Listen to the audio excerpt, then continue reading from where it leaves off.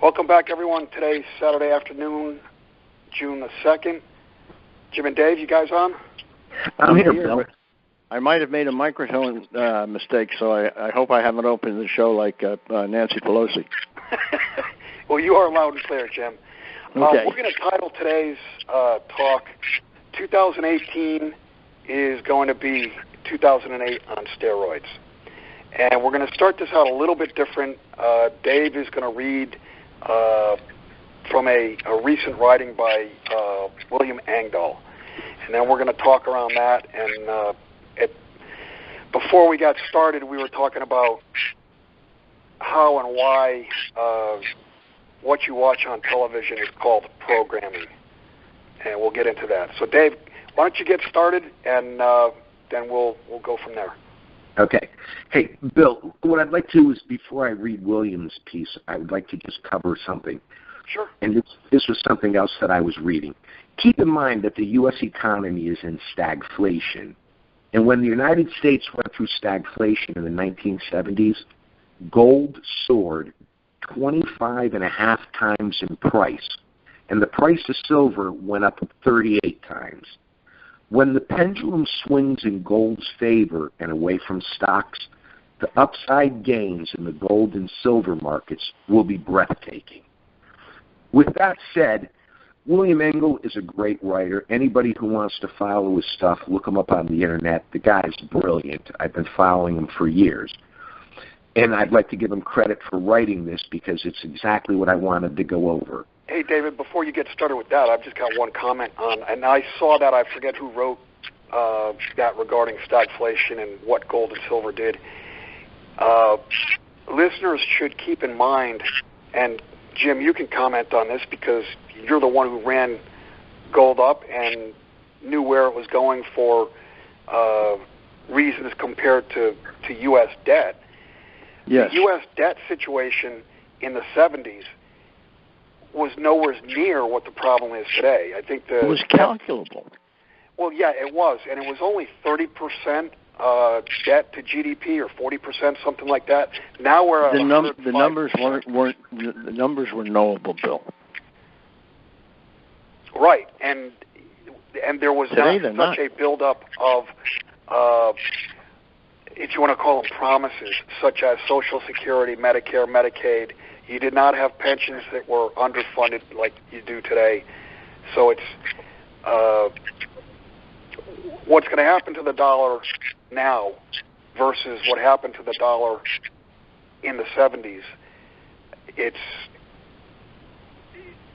It'll be like on steroids. Well, okay, let's keep in mind, and I'll read, this is since 2007.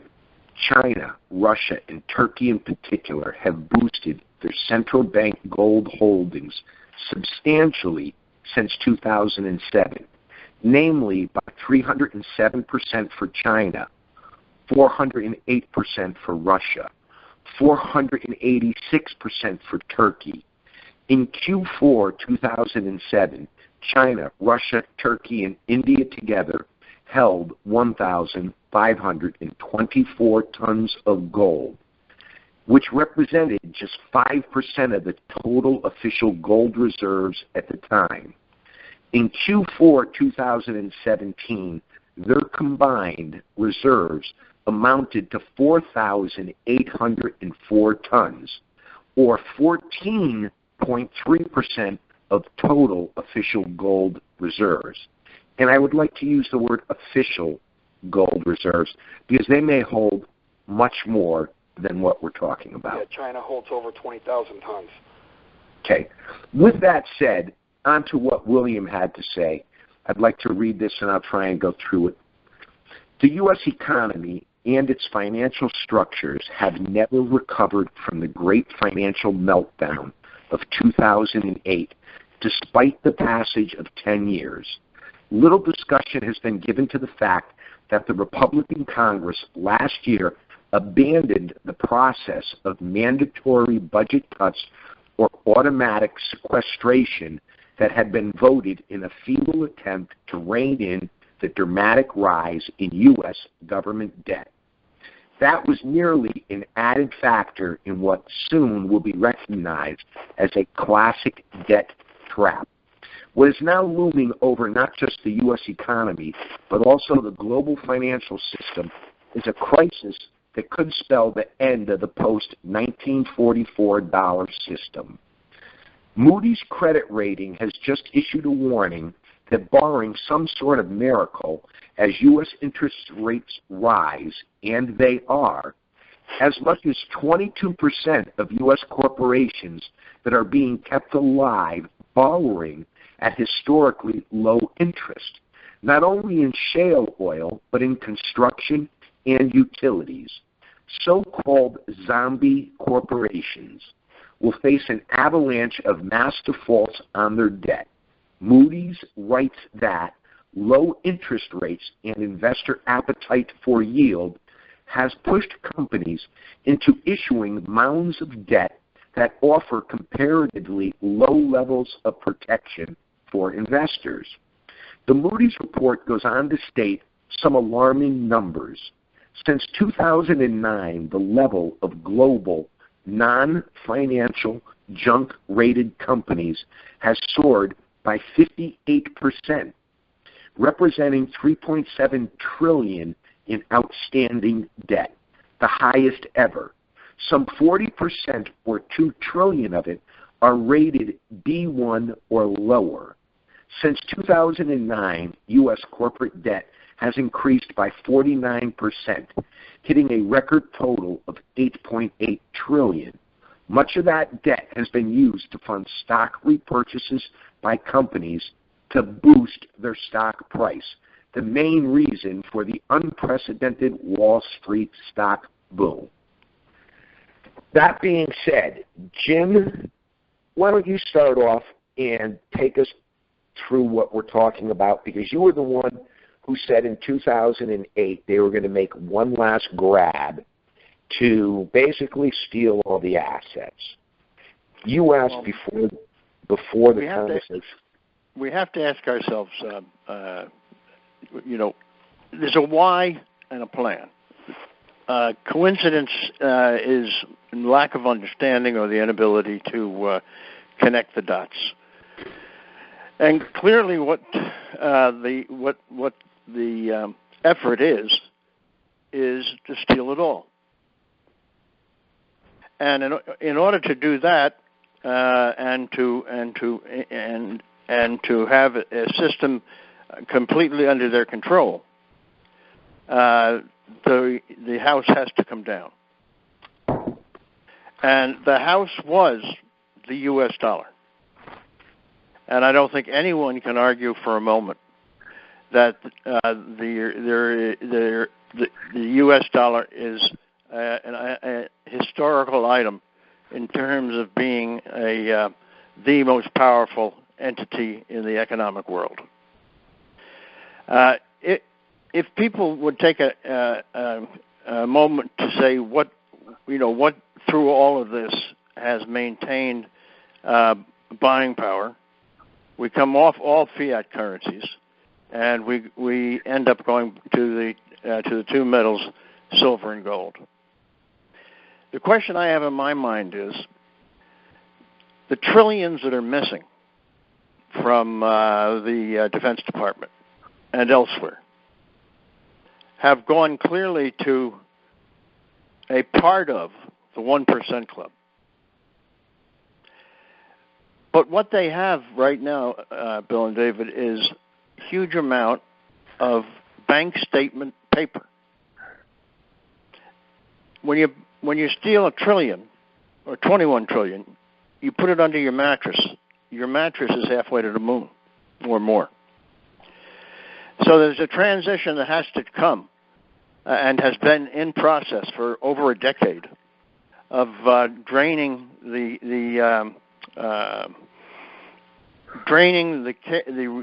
above ground reserves of gold and silver dry.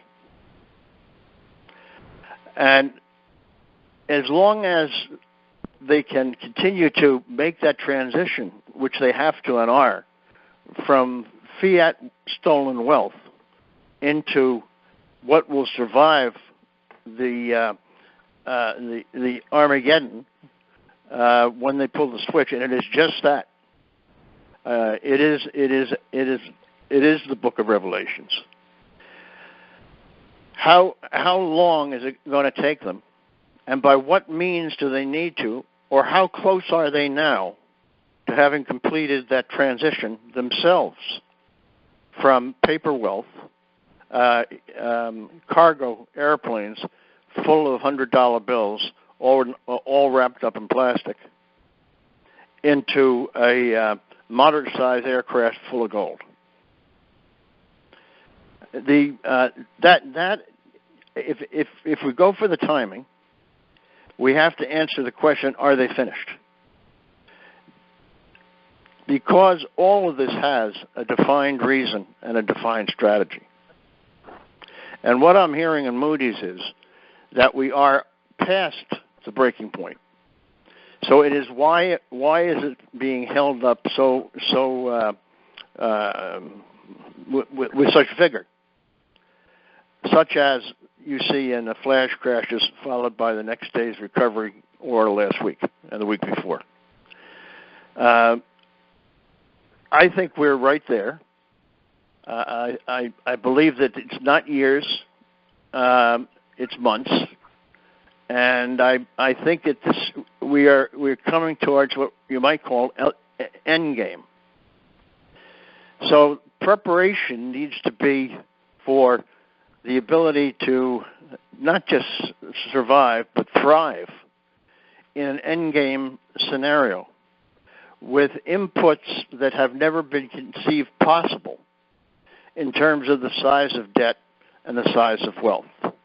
I go back to the fact that there isn't that much money in the world as the debt is. I mean, you could not get, you couldn't collect enough bills from all and every country, in all and every currency, to equal the size of the debt, the size of world debt. So it's getting to a point where all currency could easily be wiped out, leaving only the geeks and 9,000 computer engineers at Goldman and the same at the other major firms, dealing in a final currency, which is in cyberspace, and then pulling the plug. So where do we go from there? What you just read is truth, David. The bridge to where we've got to go can't be anything else but precious metals. And we've got to devote a good amount of time as we go forward to really, what does Mad Max look like? Because that is where we're going. The society is organized like a pyramid. As you go up the pyramid, fewer people are in charge of more. But at the top of the pyramid, there's not very much room. So I was talking to a very well-versed individual who said, "What, Jim, how many do you think you can squeeze into the top? 5 people? 10 people? But no more." And then don't they turn on each other? After everything in the world has been stolen by the cabal, does not the cabal turn on each other if stealing is their way of life?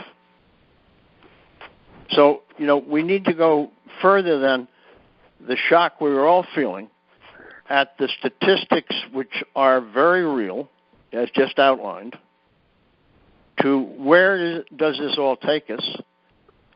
Where does the cabal want us to go? And then does the cabal turn on itself? This could be that could be the modern method of the Book of Revelations. So I'm going to start. I'm just going to come to a screeching halt on that. Let's pick that up because I think we need to talk about what is the end game, what is the plan. Yes. To comment on William Engdahl's writing, Moody's mentioned, unless there's some kind of miracle. When you're talking mathematics, there are no miracles. The fact is, there's too much debt and interest rates are rising.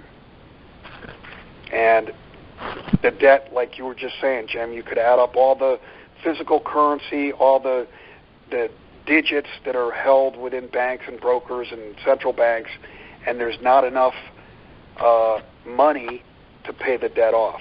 There never can be, because by definition, money is created by creating debt, and every time you create debt, there's an interest coupon attached to it, which does not exist yet. So that's basically my comment, is there are no miracles. And what was happening and was aborted in 2008, 2009 is going to happen in spades here in 2018. So another change in the world will have to take place, as commented at the time. I don't know what tomorrow looks like, but it isn't going to be yesterday. Yeah, exactly. And how do we, I know where the bridge is, but at some time in the future, I don't think we've taken the listeners far enough yet on the present. We need to take a look at the future itself. Well, Jim, you mentioned what's the plan? Yes. What is the strategy? Okay. Before the call, we were talking, and I think came to some kind of a consensus that the elites think of the common people as eaters. We use up resources, and I've read opinions on this, and I happen to be of the same opinion. Whether it be planned or not planned, I highly suspect it's planned. There is going to be a culling of the human population to cut down on the strain on the amount of resources, meaning the strain on food, the strain on energy, etc. And how do you strain on entitlements? Well, how do you do that? The way to do that is get rid of the people. Right. And how do you do that? You wipe out the financial system. Let the new Chinese plague come visit us. Well, there's one way. I just think you collapse the financial system, you're going to have people all over the place dying because there's no food. People come near dying when there's no electricity or there's a brownout in Manhattan. Right. Okay? And believe me, this place I'm talking from with the tornadoes of last week, we were torn apart up here. And houses were collapsed all over the place. And everything was shut down. And they had crews from everywhere in the United States to try and put this county back together again, because it would not have lasted more than a week if they didn't fix it. I mean, the biggest product in front of my local store was water. Right. And as fast as they could pack it out, people came in and bought it. Because without electricity, what don't you do? You don't flush your toilet. You don't have anything. You have no water to drink. All the mainstays of society considered to be natural and rightful to have. It's our right to have water. If you turn on the spigot and nothing happens, what do you do? If you flush the toilet and that's the last time you get a flush, what do you do? And we saw it here. And, of course, MSM didn't make any coverage of it except showing pictures of the bad weather all over the world. But we got a taste of it in Connecticut. And that's what's brought me to the point of saying that as time goes by, we need to examine not only how to get across the bridge, but what's going to be there when we get across. Because without talking about this, we're just looking for a shocking surprise. What we're trying to get people prepared for is the reality of the future, not the comical MSM future, but the real future. A future created when debt exceeds all the cash, fiat currency in the world. I mean, the concept is mind-boggling. But bear in mind, the guys that have robbed the 20-some odd million, a trillion, or how many hundreds of trillion, are very heavy in paper. And they're part of, but not maybe the leadership of what's coming. And they've got to take care of themselves. And your hyperinflation happens when they shift. Yep. And that shift is coming. That shift is happening as we talk. That shift's been going on for a decade, but they have bled the gold market dry. And now production is hitting the deck. Production is going down. Not simply because it isn't there, but also because the world, is interconnected by communications. Everybody wants their peace. No one's explored for the last. Colonialism is dead. This is going to be a conflagration. We're going to make it across the bridge, but where are we going? And I won't say I don't know the answer to that, but I'd say it's probably not right to discuss at this point in time, because most of the people we're talking to here, most of our listeners, have done nothing of significance to protect themselves or their families, except get entertained once a week, because reality is entertaining. Listening to reality is better than listening to Barr or listening to any of the comedians, or if you don't like the Comedy Channel, CNN. Hey, David, you had a list of links that you had sent. Two of them were Italy and Spain. And I think we should talk about that because, and I wrote about Italy, I think it was Wednesday or Thursday, I can't remember when I sent it out. While we don't know exactly what, we know that there's a bomb. There is a debt bomb, and it's going to explode. We don't know what the fuse is going to be. But the Italian banks have been in the news on and off for the last 2 or 3 years. The Italian banks have been propped up by the ECB. And now it looks like Italy itself has this populist movement that wants to break away from the euro. If that's the fact, if Italy does start to break from the euro, you're going to see the euro collapse. There will be a spike in the dollar because it's the mirror image of the euro and the dollar are basically the mirror image of each other within the dollar index. You could, in that instance, see gold, silver exploding to the upside with a strong dollar versus the euro. I agree. But you've also got the populist movement in Spain. And the elephant in the room that nobody's even really looking at is Deutsche Bank. There's a $50+ trillion derivative bomb that just made new lows on Friday, all-time lows on Friday. Is lows that not lower a systemic risk? For the Bill, is that not a systemic risk of the category of Lehman Brothers and Bear Stearns and all of the major money center banks in 2008 here in the U.S.? Oh, it's a systemic risk equal to all of those put together. Yes. Because Lehman was a big player, but they weren't in. They were in the low trillions. They were, I think it was, 3 or 5 trillion that they had in derivatives at the time. I don't think they were. It's the interconnectivity of all this. Okay, the thing with the derivatives is interconnectivity. Right. That has no capacity to withstand a major shift in credit markets, such as higher rates. Well, and this is a major shift. I mean, look at Italy.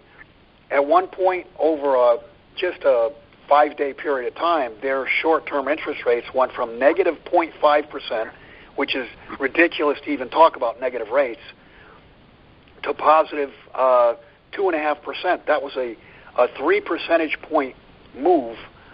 I mean, what kind of standard deviation move is that?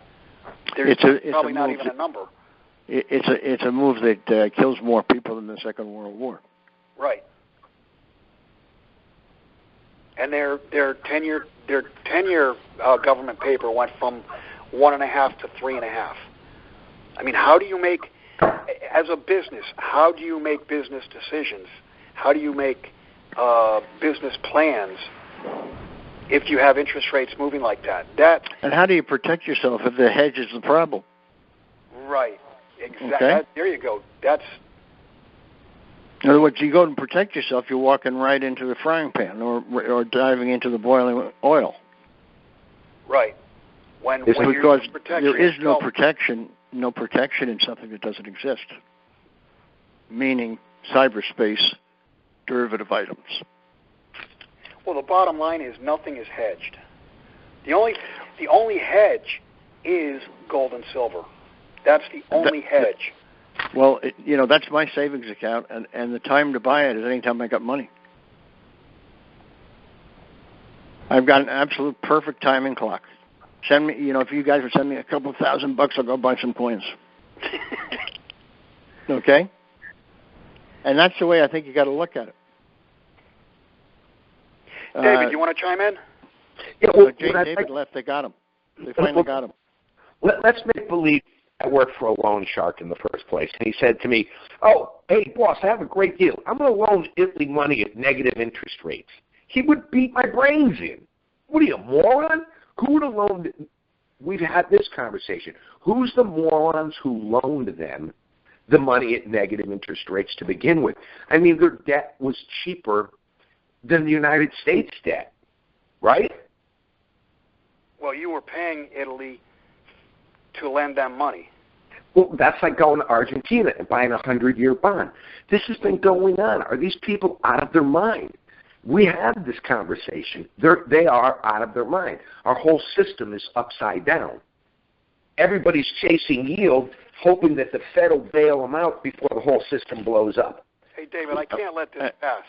And I think you just said it, David. The whole system blows up. I can't let this pass, David. You said, let's assume I was working for a loan shark. You were a loan shark. That's why you're in the witness protection. Yeah, among many other things. I mean, you must have been in government. Who would have been dumb enough to loan Italy the money? And now all of a sudden be surprised that interest rates are rising? Again, are you a moron? Yep. I mean, you people must be morons. Other people's money. Okay, when you're running other people's money, it's like the trader who's all upset, and they say, "Joe, well, what's bothering? Usually you can, usually you're very calm in market moves." He says, "Yeah, that's what I'm trading the company's money. I'm worried about mine." Right. Well, and so this week you have William Gross gets toasted. I mean, the man's bright, whether you like him or not. He's been around a long time. You look at a guy like that, he gets jammed up this week on Italian debt. Who else did that happen to who was a famous money manager who stole a bunch of gold, was the governor of New Jersey, worked at Goldman Sachs? What did he say the next day, David? He came out and he said, everybody's picking on me, but watch, I'll make up half my losses tomorrow morning. The point is, why were you there in the first place? Right? Well, the man certainly doesn't lack confidence or ego. That's for sure.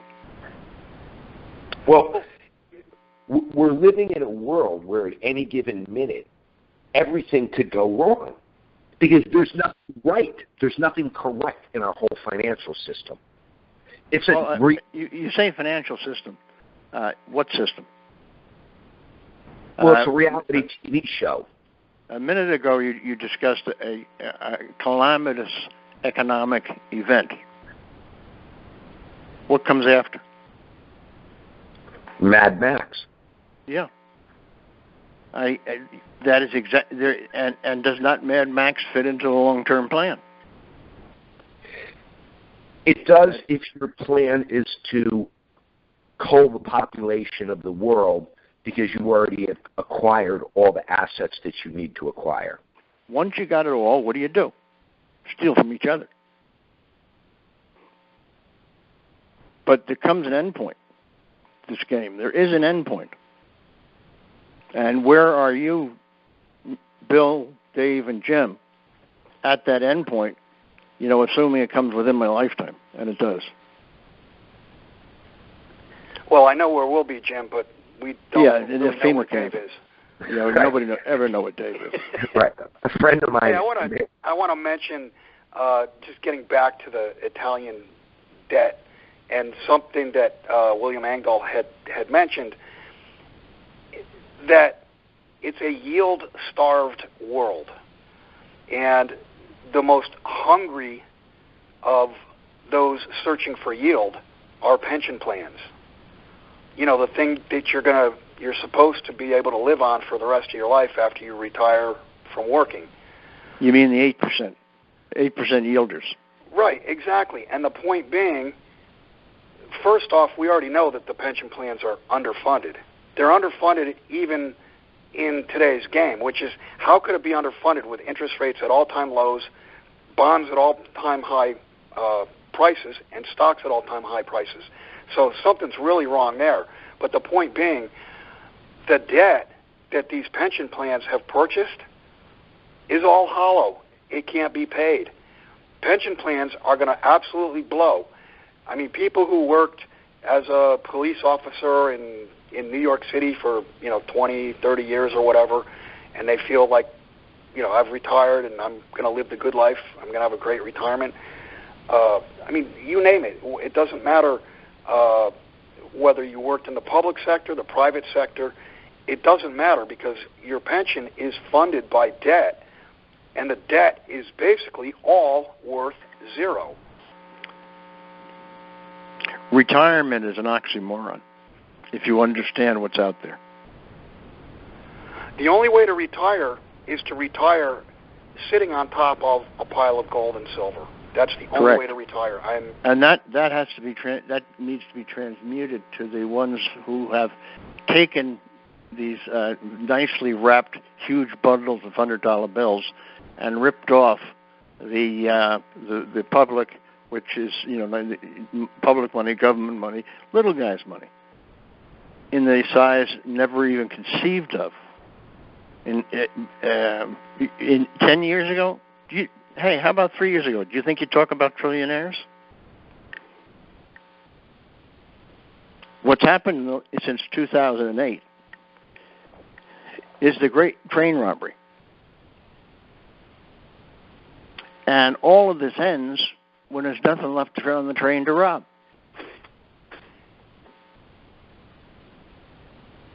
And then I would suggest they all start trying to rob it from each other, and the 1% is not exactly too many people and institutions. I mean, what are they going to do? That's all I know. They live for that. That's their entertainment. So let's shift gears and look at 2018 versus 2008. And we should also talk about, now they're saying that we're going to have 4.8% growth. Yeah. First off, if you follow John Williams' work, you'll see that there are sectors in the economy that have not even gotten back to 2008 levels. If you look at overall GDP, which the numbers are bogus, but if you look at the numbers that are put out by the government, you've got an economy that's 30% larger than what it was in 2008. But instead of having 10 trillion of national debt, we now have 21 trillion of national debt. So the national debt has doubled. And of course, you got to ask yourself, what if we hadn't added 11 trillion? Where would the GDP numbers be? Because if you take all of that $11 trillion has been included in GDP over these 10 years. I mean, that's an extra goose of $1.1 trillion to GDP each and every year.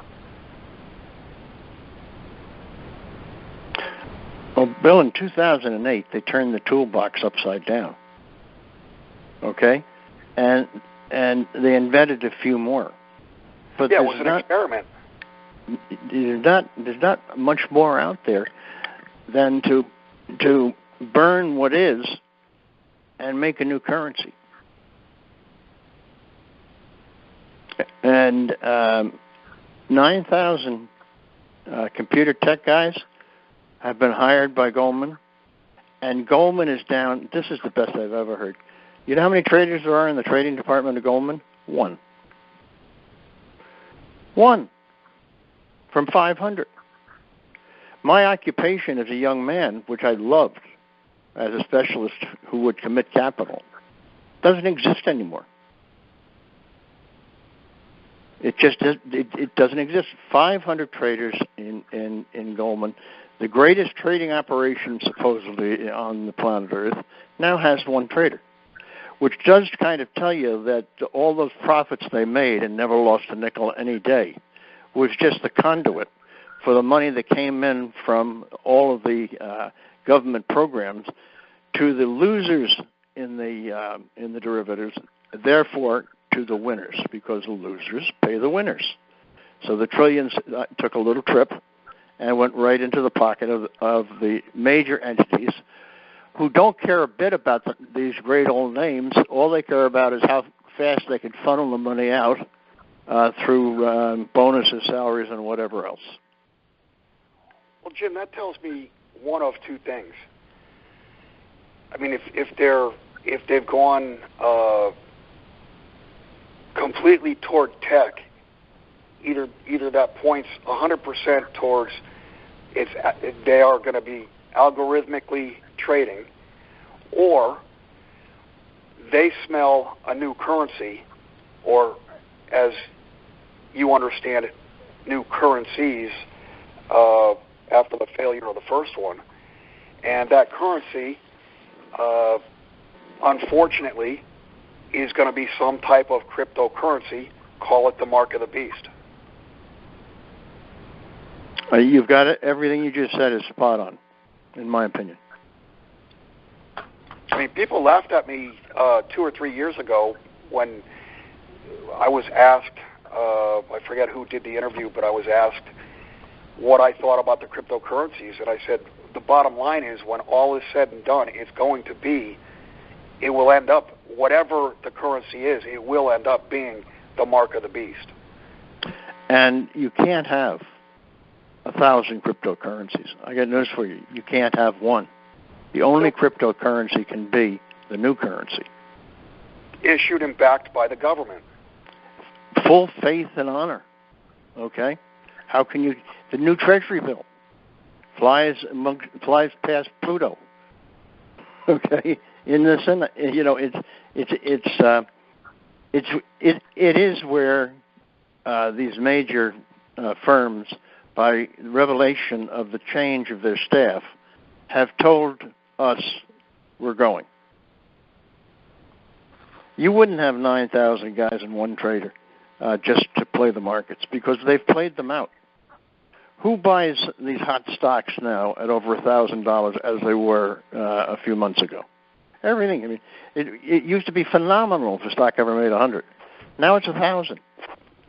And in the hyperinflation, wait till you see what the numbers are. Yeah, just start printing zeros. Yeah, and that's what these things will be worth. And you know, if we're now starting to look beyond the bridge, and we don't have, you know, nobody has all the answers, but I bet we got more than most. Dave, what other topics did you have lined up for today?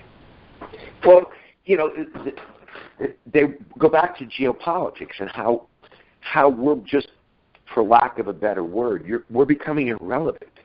You know, if you look at what's going on, you know, we've sanctioned the world. We've talked about this last week.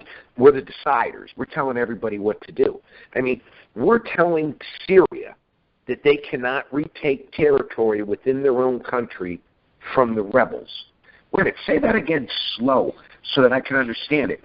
The United States is telling Syria, Assad, that the territory that has been taken over by the rebels, who we are all trying to defeat, you cannot take back. And how about the South Sea islands? Mattis has he's going to confront China. Repercussions. I mean, didn't we go through this last year when we saw the destroyers all of a sudden become disabled?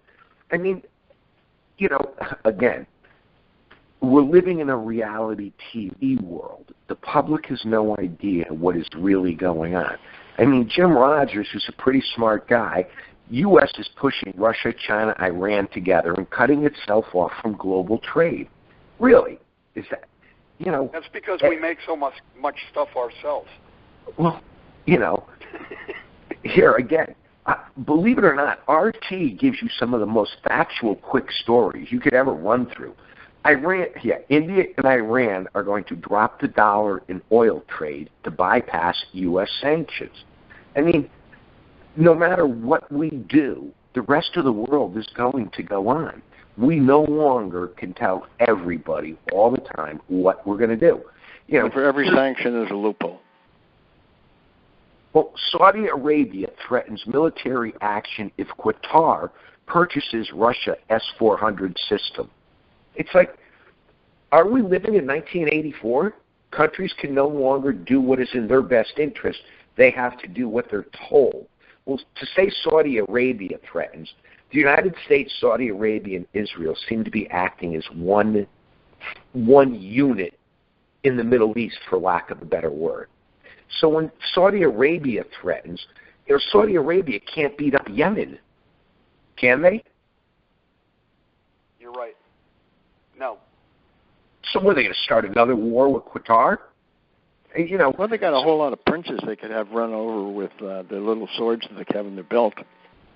David, I've said for over a year now that an obvious torch event to the dollar is the day that Saudi Arabia announces that they are shipping oil to China and being paid in yuan. That's a game over event right there.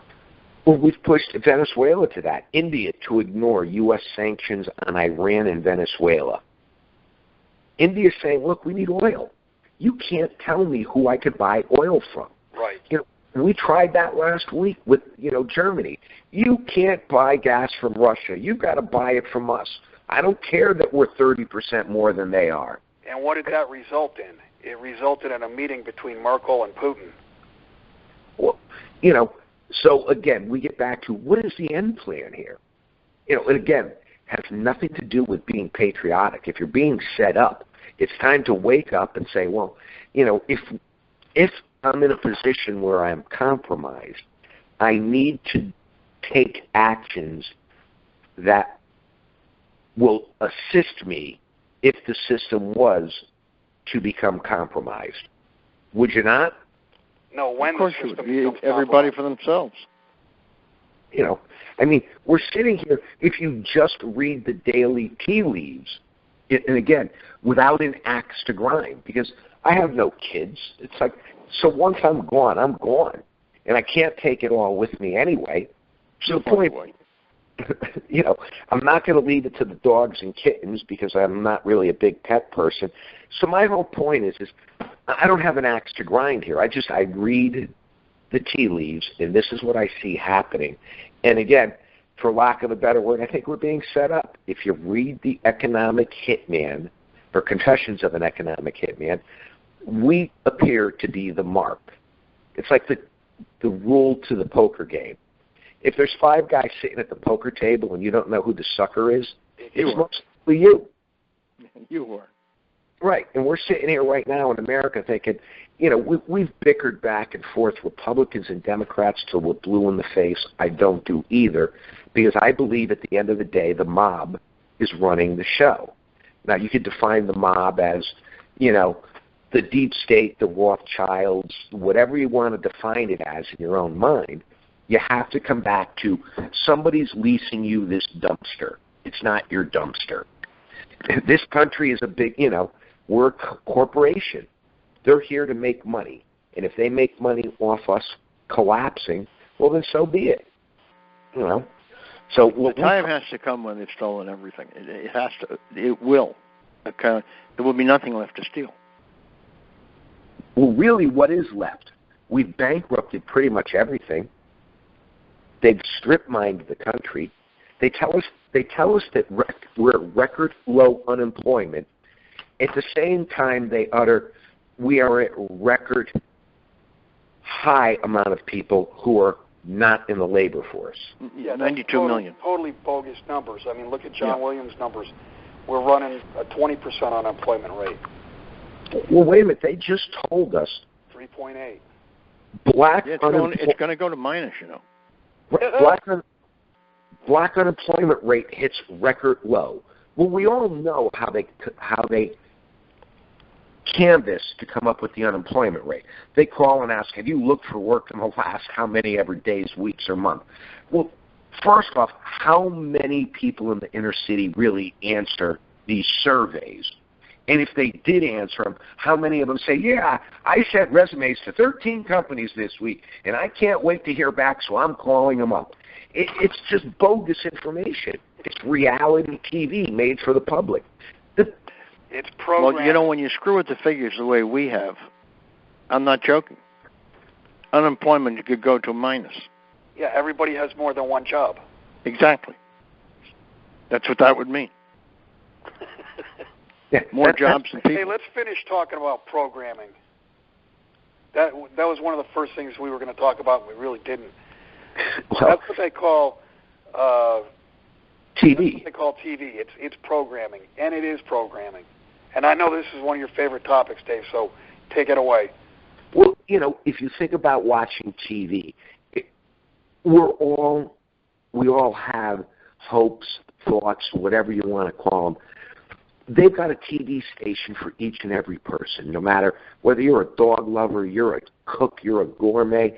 It's amazing. Everybody, because I'm not a TV person, I never watch it. I don't have one where I live.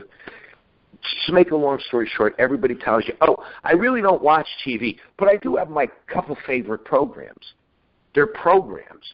They're all made to distract you so you become disconnected and stop thinking.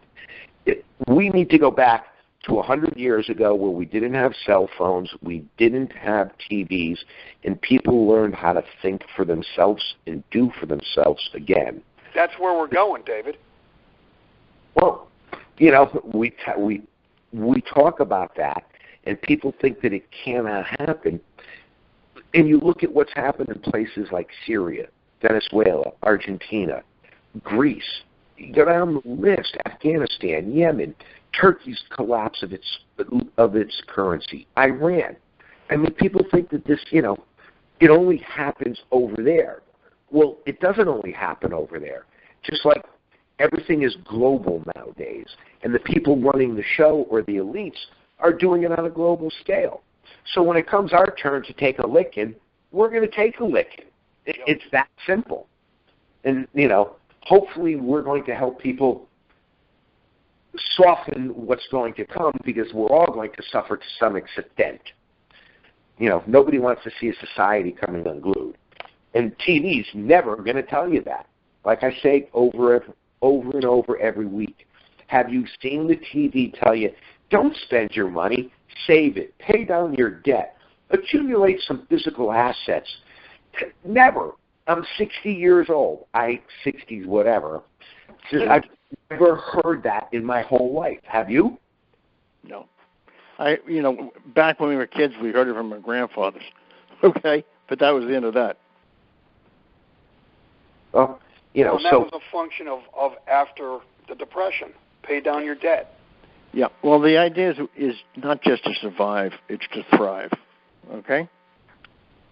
And so the conundrum we deal with, or the Gordian knot, is we know what the bridge is, but you can't plan for what comes if you can't define what comes. So as we go down this road of trying to be of assistance to people, we have to go down the road further than we have now. We all know what the end looks like. It's the flash crash. It doesn't come back. Okay, we will flash crash to the bottom on a constant basis. Down 700, up 600, down 1,000, up 500, but never making it back to where it started. That's the form of what we or what most people know equities. And that's already started. Yeah. It has, yes. That has already started. That mechanism has already begun. That's why it's no more years, okay? The time period to the culmination of the disorganization is not measured in years anymore. Those people who haven't taken care of themselves on the essentials, have a self-destruction mechanism going on in their heads. So now you survive. Next step, how do you thrive? Is it impossible? Or maybe it's possible? Well, Jim, I think the way to thrive is to survive and enter whatever the next system looks like with capital intact. You said it. Okay. You should that should be put on a sign or on a wall in gold. And that's what with capital intact, so that you can make changes, so you can make decisions, so you can obtain the necessaries, or you can go where it's better to be, if that's an answer. So you must. So the idea is you've got to get there with capital, and recognize that change is not only imminent; it's already happened. And when you see a major house like Goldman Sachs, think about it, 9,000 geeks. I wouldn't even want to be in the same building, but 9,000 geeks. I mean, these guys are going to have blue hair, okay, parted sideways down the back of the neck. They never had a tie on in their entire lives. You got to know the pot smoking that's going to go on. You can't go in the building unless you got a filter over you. Hey, Jim, take it easy on the ties. I don't own a tie anymore. I haven't owned a tie since my house burned down. Yeah, well, Bill, you got a brand, okay? Remember, I'm an Easterner, all right? See, so okay, you got a brand, man. I do have one polo though for weddings. But think of me in my black cowboy hat. What could look sillier? You looks perfect. Okay. But the environment of the inside of Goldman Sachs, it has to be Cupertino, or the environment of California's high-tech people. Well, they're doing that for a reason. Yes, they are, and that's the tell. When we know exactly what that reason is, and I say it's the reset and thereafter, then we've not only defined the bridge, but we've defined the destination. Well, guys, let's end it on that. We touched on a lot of different topics today. Not sure exactly how I may just leave it as a headline and leave it at that, because we went in so many different directions. Well, it's where we started. It's not, you know what I mean? Where we started is where we're really at. It's 2008, but it's 2018. Nothing has changed. It's gotten worse. Exactly. It's gotten worse. Yep. And really, you have people just sleepwalking into the next crisis. And you have no tools in the tool basket, so you got to throw the whole damn thing away and start something new. You know, it just dawned on me. It's almost like people have totally forgotten about 2008, because if you look at some of the comments on like Greg Hunter's people that he interviews, or Sean or Dave or whatever, the comments come through, oh, well, they've been saying this for 3 years, or been saying it for 5 years, or been saying it for 10 years. Yeah, 10 years. The system is broken. It's been broken. It was never fixed. It's 2008. And dated. 2008 Bandages on steroids. 2008, and it's way too late. Yeah, exactly. And look at the 37-year chart on silver. Bear in mind, charts are useless on the short term. Now the computers do it. But go back 37 years and explain to me what symmetry is being drawn there and what its implications are and why in silver. What it don't looks we like know a about Chinese teapot to me, Jim. Well, it's perfect. Handle. It's perfect, but it's the Yeah. biggest and longest and most symmetrical. Yep. Okay? And that's a launch pad. And I mean, silver to me has always been gold on steroids. So what is it that's building exactly what we've talked about today? Why is silver look so powerful? Because it is poor man's gold. All this is the bridge to tomorrow. Next, what is tomorrow? And we need to work on it, all of us, to get the right answer. And the reset is very much a part of it. And just one more time, and I promise not to say it again, when the toolbox is empty, you have to throw it all away and start something new. What are you going to do, put trillions again into the economy? Hundreds of trillions? Quadrillions? No. Then your Venezuela times orders of magnitude. That's truth. That's logic. That's fact. It's math. So we have to. I think that every time we get together, at least dedicate a few minutes towards possibilities post reset. And remember that reset's going to involve those 9,000 computer geeks. They didn't hire them because they like the smell of what they smoke. Well, guys, have a great weekend. I'll get this posted and be back next week. You got it. That is if we can find David, and please invite him again. No more of these. Your services are no longer required messages. Right. He tweeted that I was done. I've been replaced by a machine. Well, we all going to be, or we're going to become machines. Well, I mean, Hawkins was no dope, and his departing words was the last invention humanity will make is the functional artificial intelligence. Well, so far we don't have to worry about that because there's a lack of intelligence out there in general. That makes artificial intelligence real easy to do. There's none there anyway. All right. Well, guys, till next week, keep it together, and we'll talk again. We'll keep it together, and I look forward to it, and thank you, guys. I really appreciate this opportunity. Well, so do I. Thank you again. Bye-bye now.